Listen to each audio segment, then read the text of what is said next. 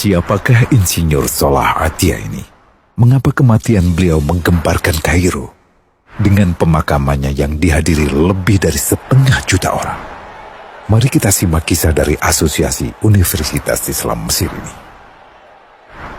Al-Kisah dari kampung kecil bernama Tafahna al-Ashraf, distrik Middle Ghamir, Provinsi Dakohliah, Mesir, ada 9 orang sarjana miskin lulusan Fakultas Pertanian.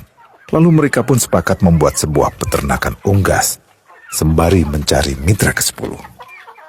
Namun mereka terbentur modal, maka dengan sekuat tenaga mereka kumpulkan dari hasil menjual tanah, perhiasan istri, hingga meminjam.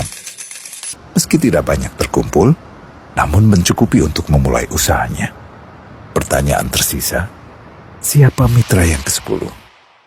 Insinyur Salah, satu dari mereka pun berkata, "Aku sudah menemukan mitra yang ke-10. Siapa?" kata teman-temannya. "Allah," lanjutnya. "Allah akan menjadi mitra usaha kita yang ke-10. Allah akan mendapat 10% dari keuntungan kita. Dengan perjanjian, Allah yang akan memberikan perlindungan dan pemeliharaan, keamanan dari segala wabah penyakit." Akhirnya mereka pun sepakat. Kontrak kerjasama pun ditulis secara rinci dan dicatatkan ke notaris, lengkap dengan peran mitra ke-10 tersebut. Tak disangka, setelah 1 musim bisnis mereka langsung meroket, jauh dari yang dibayangkan sebelumnya. Lalu mereka pun kembali bersepakat menambah jatah keuntungan mitra ke-10 menjadi 20% di musim kedua, dan begitu seterusnya hingga mencapai 50%. Lalu bagaimana keuntungan mitra ke-10 itu dialokasikan? Dimulai dengan membangun sekolah dasar Islam putra, lalu lanjut putri, kemudian sekolah menengah putra, kemudian putri. Tambah lagi madrasah aliyah putra, lalu putri. Tapi karena keuntungan terus membanjir, akhirnya dibentuklah Baitul Mal. Dan mereka pun mengajukan ke pemerintah untuk membangun universitas di kampung. Awalnya ditolak dengan alasan tiadanya akses bagi para mahasiswa. Tak berapa lama mereka pun mengajukan pembangunan universitas lengkap dengan stasiun kereta beserta jalurnya dengan biaya mandiri. Akhirnya permintaan ini disetujui, dan pertama dalam sejarah Mesir berdirilah sebuah universitas di perkampungan kecil. Semakin berkembang, dibangun pula fakultas kedua, ketiga, keempat hingga asrama putri dengan kapasitas 600 kamar. Lalu asrama putra dengan 1.000 kamar. Tiket kereta api pun digratiskan untuk memudahkan transportasi menuju kampung tersebut. Tak cukup hanya itu, dibangun Baitul Mal berikutnya hingga hilang kemiskinan di daerah tersebut.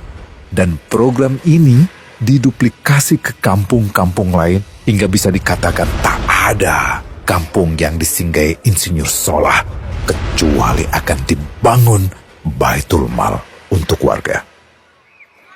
Bantuan pun diberikan untuk fakir miskin dan para janda. Pemuda pengangguran pun dilatih untuk mengelola perkebunan sayur hingga mandiri, bahkan sampai bisa mengekspor ke negara tetangga. Pada saat panen raya, seluruh penduduk dikirimi paket sayur. Di hari pertama Ramadan diadakan buka puasa bersama untuk seluruh penduduk desa. Mereka memasak dan hadir ke lapangan yang dipenuhi beraneka makanan. Disiapkan juga perabotan untuk gadis-gadis yatim yang ingin menikah. Dan ini semua merupakan sedikit dari banyaknya kebaikan yang dilakukan oleh Insinyur Salah.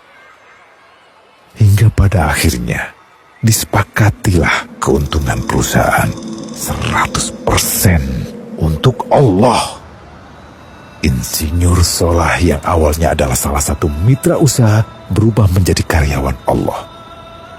Dia hanya menerima gaji, namun dia memberikan Tuhannya syarat agar membuatnya hanya butuh kepadanya dan hanya meminta kepadanya.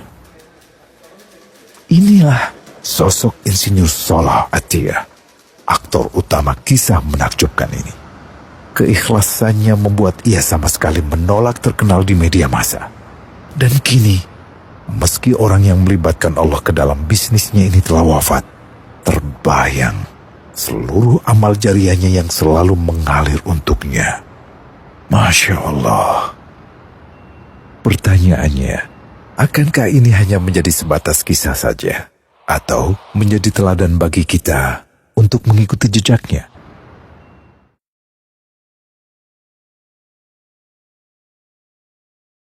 Global Wakaf dari Global Islamic Philanthropy.